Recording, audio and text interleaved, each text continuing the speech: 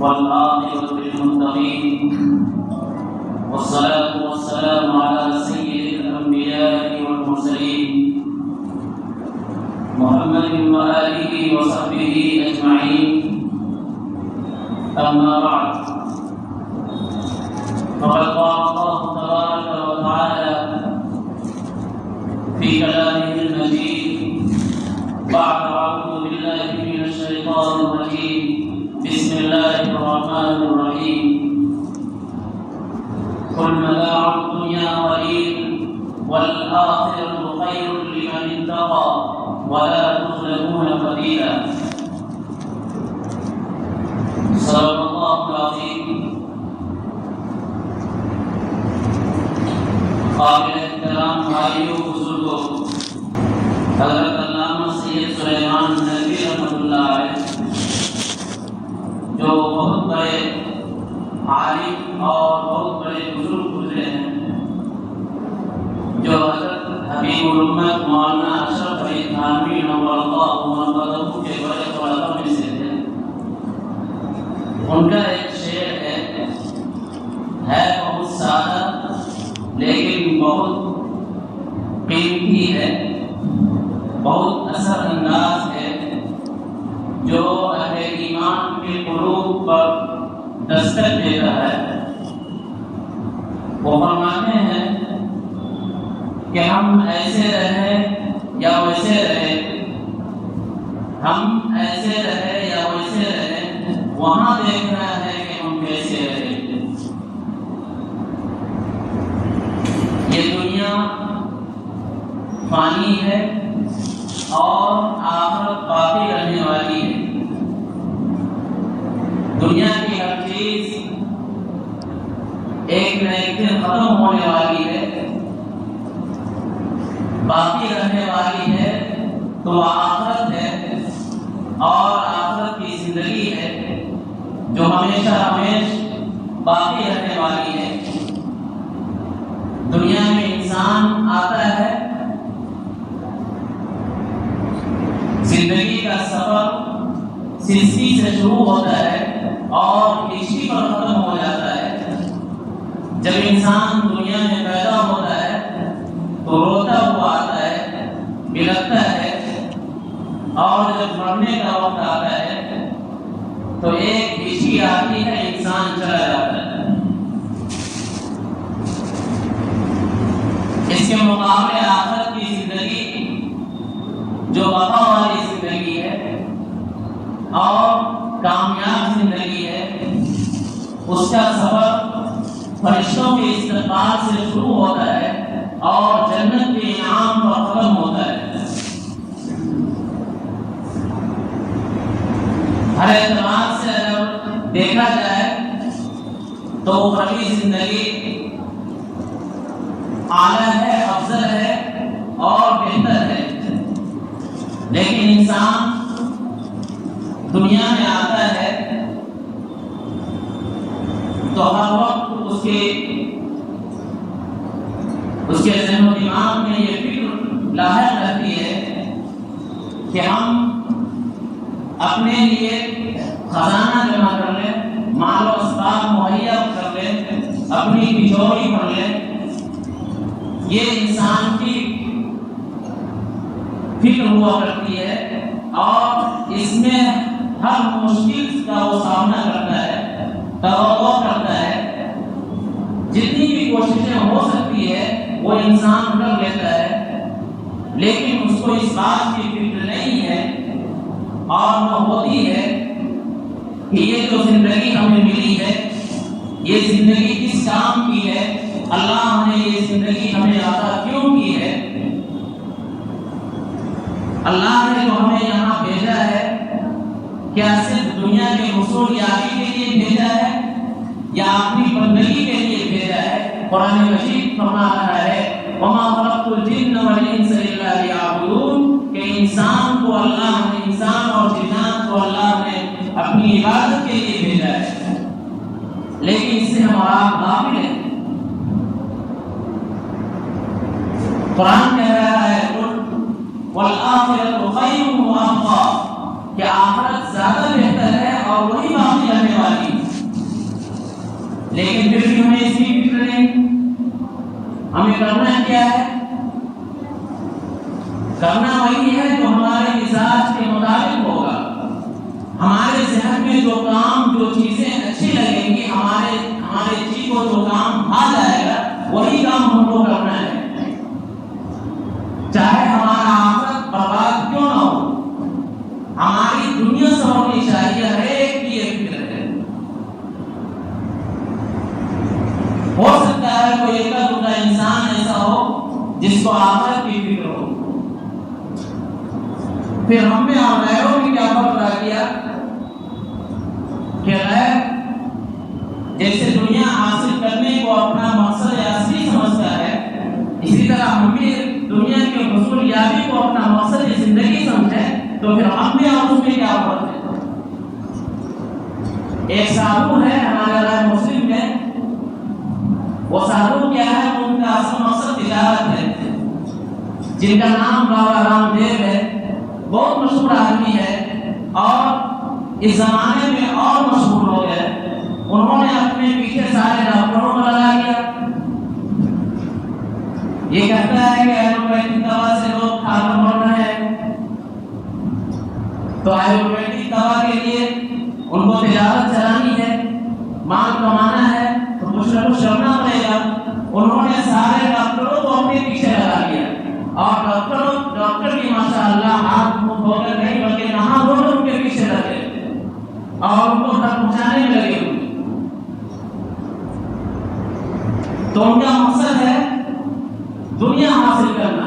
وہ سادھو نہیں، وہ اپنے دھرم کا مہربان نہیں، وہ اپنے دھرم کے رہنما رہبر نہیں ہے، وہ اپنے دھرم کا لوٹنے والا، گھسوٹنے والا ہے.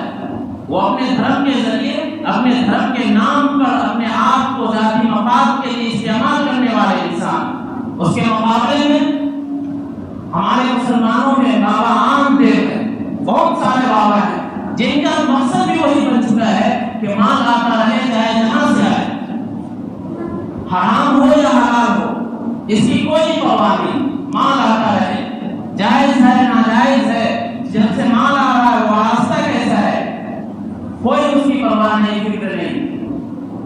جب خرچ کی بات آتی ہے تو تشویش ہوتی ہے کہ ہم کو خرچ کرنا پڑ رہا ہے، اور جب مال کے آنے کی باری آتی ہے تو ہمیں فکر نہیں ہوتی ہے کہ یہ مال کہاں سے آ رہا ہے. یہ بھی مال حرام کے اثر ہے. مال حرام کے پیٹ میں جانے کے اثرات جو مرتب ہوا کرتے ہیں، وہ یہ ان اثرات میں سے ایک اثر یہ بھی ہے، جب مال ٹھیک نہیں رہے گا تو ظاہر بات ہے تشویش ہوگی. مال آنے پر اس بات کی فکر نہیں ہوگی کہ مال کہاں سے آ رہا ہے، یہ کیسا مال ہے. اگر اس بات کی فکر ہو جائے کہ مال جو ہمارے پاس آ رہا ہے وہ کیسا مال ہے، کیا ہم نے اس میں محنت کی ہے، ہمارا اس میں فائدہ ہے، ہمارے اعمال کا دخل اس مال میں ہے، جو مال ہمارے پاس آ رہا ہے اس کے مستحق ہم ہیں بھی یا نہیں. اگر ہم اس پر غور کریں، لیکن ہمیں اس پر غور کرنے کی کوئی فرصت نہیں. آقا صلی اللہ علیہ وسلم نے فرمایا کہ مال حرام سے پرورش پانے والا گوشت کا ٹکڑا جس انسان کے بدن میں ہو وہ جہنم میں جلائے جانے کے زیادہ مستحق. اب سوچ لیجیے کہ آقا صلی اللہ علیہ وسلم نے کتنے سختی کے ساتھ یہ جملہ ارشاد فرمایا. حضرت سیدنا ابوبکر صدیق رضی اللہ تعالی عنہ خلیفہ بنانے سے پہلے ایک مرتبہ ان کے ساتھ ایسا ہوا کہ شدت کی بھوک لگی ہوئی تھی اور عام عادت ان کی یہ تھی کہ پوچھ کر کھایا کرتے تھے، لیکن شدت کی بھوک میں پوچھ نہ سکے اور ایک دو چار لقمہ کھا لیے. کھانے کے بعد پتہ چلا کہ یہ لقمہ جو چند لقمہ ہم نے پیٹ میں داخل کیا ہے بھوک کو مٹانے کے لیے، وہ مشتبہ لقمہ تھا. اب سیدنا ابوبکر صدیق رضی اللہ تعالی عنہ پریشان ہوئے، حیران ہوئے، لوگوں سے دریافت کیا کہ اس لقمے کو باہر نکالنے کا راستہ کیا ہوگا، طریقہ کیا ہوگا؟ تو لوگوں نے کہا کہ نمک پانی کا استعمال کیجیے۔ حضرت ابوبکر صدیق رضی اللہ تعالیٰ عنہ نے بہت سارا نمک پانی استعمال کیا اس لقمے کو نکالنے کے لیے، لیکن وہ لقمہ نکلنے کو نہیں، نکلنے کا نام نہیں لے رہا۔ بہت مشقت کے بعد، بہت تکلیف اٹھانے کے بعد وہ لقمہ بہرحال باہر نکلا۔ جب وہ لقمہ باہر نکلا تو سیدنا عمر فاروق رضی اللہ تعالیٰ عنہ نے کہا کہ امیر المومنین، آپ کو اتنی زحمت اٹھانے کی کیا ضرورت تھی؟ تو سیدنا ابوبکر صدیق رضی اللہ تعالیٰ عنہ نے وہ پیارا جملہ کہا کہ ہم نے آقا صلی اللہ علیہ وسلم کو یہ فرماتے ہوئے سنا ہے کہ پیٹ کے اندر گوشت کا جو بھی ٹکڑا حرام غذا سے پرورش پائے گا، پروان چڑھے گا، وہ انسان وہ اس گوشت کے ٹکڑے کی وجہ سے جہنم میں جلائے جانے کے زیادہ مستحق۔ سیدنا ابوبکر صدیق رضی اللہ تعالیٰ عنہ نے کہا کہ اگر یہ لقمہ اگر میری جان کے ساتھ بھی نکالنا پڑتا ہم کو تو پھر بھی اپنی جان دے کر بھی یہ لقمہ نکالتے اپنے پیٹ سے۔ یہ ایمان کا اثر تھا، ایمانی جذبہ تھا کہ حرام مال تو دور کی بات، ایک مشتبہ مال کھانے کی وجہ سے اتنا ڈر رہے ہیں۔ حالانکہ ایسی حالت میں جب جان جانے کا خطرہ ہو تو اس طرح کے مال بقدر ضرورت جان بچانے کے وقت استعمال کرنے کی ضرورت ہے، لیکن حرام مال نہیں تھا، وہ مشتبہ مال تھا۔ کوئی کہتا تھا مال ٹھیک ہے، کوئی کہتا تھا مال غلط ہے۔ صرف اس شک کی بنیاد پر، اس تردد کی بنیاد پر سیدنا ابوبکر صدیق رضی اللہ تعالیٰ عنہ نے یہ کام انجام دیا۔ حضرت عمرو بن عاص رضی اللہ تعالیٰ عنہ کو آقا صلی اللہ علیہ وسلم نے ایک مرتبہ فرمایا اب ایک مقام کا تکن مستجاب الدعوت کہ عمرو حرام مال سے بچو۔ حرام مال سے بچنے کا مطلب یہ ہے کہ تم حلال مال کھاؤ، حلال مال کھاؤ گے تو تمہاری دعائیں قبول ہوگی، تم مستجاب الدعوت بن جاؤ گے۔ اب سمجھیے کہ آقا صلی اللہ علیہ وسلم نے ایک صحابی کو یہ جملہ ارشاد فرما رہے ہیں بطور نصیحت، تو ظاہر ہے کہ اس میں کچھ نہ کچھ بات ہوگی، تبھی تو آقا صلی اللہ علیہ وسلم اپنے پیاری زبان مبارک سے صحابی کو یہ جملہ ارشاد فرما رہے ہیں کہ تم حلال مال کھاؤ، تم مستجاب الدعا بن جاؤ گے۔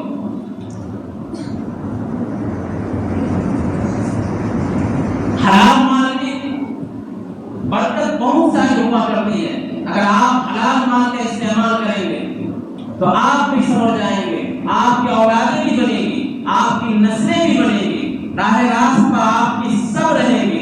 اگر حرام مال سے ہٹ کر اگر آپ نے حرام مال کا استعمال کرنا شروع کیا اور یہ سمجھا کہ کوئی دیکھ نہیں رہا ہے، یقین جانیے اللہ سب کو دیکھ رہا ہے کہ کون کون سا مال استعمال کر رہا ہے۔ آپ دنیا میں بڑا ہو سکتے ہیں لیکن اللہ کے نزدیک عند اللہ آپ مقبول ہوں گے، مقبول نہیں ہوں گے۔ اگر آپ حلال مال کو چھوڑ کر آپ حرام مال کے راستے پر چلیں گے تو آپ کی نہ دعائیں قبول ہوں گی، نہ دنیا کی عبادات قبول ہوں گی، نہ دوسرے نیک اعمال اور کار خیر قبول ہوں گے، اس لیے کہ آپ نے پروان چڑھایا اپنے آپ کو حرام مال سے۔ اگر آپ حرام مال سے بچنا چاہتے ہیں، یہ ہوگا کہ آپ کو کچھ دن پریشانی کا سامنا کرنا پڑے گا۔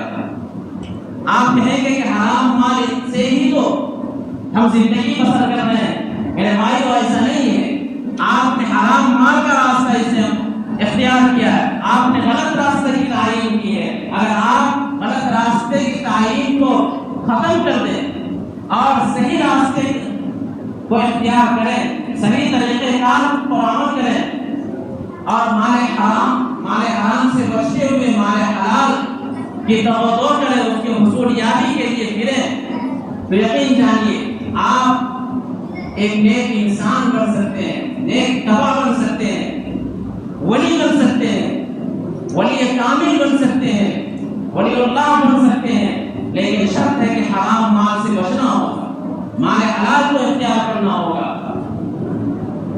اسلام یہ نہیں سکھاتا کہ آپ مال حاصل نہ کریں، مال حاصل کریں، مال کمائیں، دنیا کمائیں، لیکن بقدر ضرورت۔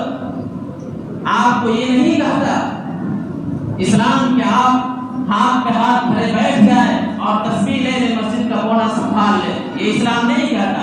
آپ نے غلط مطلب سمجھ لیا ہے۔ اسلام یہ کہتا، قرآن مجید میں سورہ جمعہ میں 28ویں پارے میں کہا گیا اذا نودی للصلاة من یوم الجمعة فاسعوا الى ذکر اللہ، کہ جب جمعہ کی اذان خرید و فروخت بند کر دو۔ کب؟ جب جمعہ کی اذان ہو جائے، جب جمعہ کی اذان سن لو تو خرید و فروخت بند کر دو۔ ہے کوئی انسان جو اپنی دکان پر بیٹھ کے اذان سنتا ہو، اذان اس کی کانوں میں دستک دیتی ہو، پھر بھی اس کے کانوں کے پردے تک یہ آواز پہنچتی نہ ہو اور اس کے ذہن و دماغ میں یہ آواز پہنچتی نہ ہو کہ اللہ کا منادی مجھے بلا رہا ہے، مسجد کی طرف بلا رہا ہے، جو موقع ہمیں مؤذن کے ذریعے فراہم ہو رہا ہے اس موقع پر ہم کھڑے اترے اللہ کی عبادت کریں، ایسا ہے کوئی انسان؟ نہیں ہے۔ عام طور پر آپ نے یہ آیت سنا ہوگا، جو آیت میں نے پڑھی ہے، اگلی آیت سنیے، اللہ پاک ارشاد فرماتا ہے وَإِذَا قُضِيَتِ الصَّلَاةُ فَانتَشِرُوا فِي الْأَرْضِ وَابْتَغُوا مِن فَضْلِ اللَّهِ۔ فرمایا گیا کہ جب تم نماز ادا کر لو تو مسجد میں بیٹھے نہ رہو، تسبیح کے دانے ہمیشہ ہمیش کے لیے کھٹکھٹاتے نہ رہو، بلکہ نکل جاؤ، مسجد سے باہر جاؤ، فانتشروا، منتشر ہو جاؤ، پھیل جاؤ، فَإِذَا قُضِيَتِ الصَّلَاةُ فَانتَشِرُوا فِي الْأَرْضِ، زمین میں پھیل جاؤ، وَابْتَغُوا مِن فَضْلِ اللَّهِ، اللہ کا رزق تلاش کرو۔ اس لیے ہمارے حضرت مولانا ولی صاحب رحمانی رحمۃ اللہ علیہ اس جملے کے تئیں ایک جملہ ارشاد فرماتے تھے اس آیت کے تئیں کہ جس طرح مسجد میں اللہ کی عبادت کے لیے آنا عبادت ہے، ثواب ہے، اسی طرح جس طرح مسجد میں نماز کے لیے ہمارا آپ آتے ہیں یہ جس طرح عبادت ہے، اسی طرح مسجد سے نکل کر جانا اپنے اہل خانہ کے لیے، اپنے بال بچوں کے لیے روزی تلاش کرنا، رزق تلاش کرنا، یہ بھی عبادت ہے۔ آقا صلی اللہ علیہ وسلم نے بہت سارے جگہ پر یہ ہدایت کیے صحابہ کرام کو، اپنے ساتھیوں کو، ساتھ رہنے والوں کو، مریدین کو، متوسلین کو کہ مال حرام سے بچو، مال حلال کو اختیار کرو۔ مال حرام کی نحوست اتنی لمبی چلتی ہے کہ نسل در نسل چلا کرتی ہے۔ اگر آپ نے مال حرام سے پروان چڑھایا اپنے آپ کو، آپ نے مال حرام سے اپنے اولاد کی پروان چڑھایا، پرورش کی، تو یقین جانیے آپ کی اولاد سے جو اولادیں دنیا میں آئیں گی وہ بھی مال حرام کا اثر اس میں رہے گا، ان سے جو اولاد آئیں گی ان میں بھی اثر رہے گا، یہ اثر لمبا چلے گا۔ پھر آپ در کی ٹھوکریں کھائیں گے کہ ہماری دعائیں قبول نہیں ہوتی ہے، ہماری دعائیں تو چھوڑیے، ہم کسی عالم سے دعائیں کرواتے ہیں وہ قبول نہیں ہوتی ہے۔ یقین جانیے امر بالمعروف اور نہی عن المنکر کا فقدان ہوتا رہے گا، گانے بجتے رہیں گے، تماشا ہوتے رہیں گے، کیک کرتے رہیں گے، برتھ ڈے منتا رہے گا، سالگرہ منتی رہے گی، اور منع کرنے اور روکنے والے کوئی نہیں ہوں گے، تماشا دیکھنے والے سب ہوں گے۔ تو یقین جانیے اللہ تعالیٰ آپ کو جب تک سزا دلوا نہیں دے گا تب تک انصاف اور ماحول سازگار نہیں ہو سکتا۔ اگر آپ ماحول سازگار بنانا چاہتے ہیں تو حرام راستے کو چھوڑیے، حلال راستے کو اختیار کیجیے۔ حلال راستے کو اختیار کرنے میں آپ کے دارین کا نفع ہے۔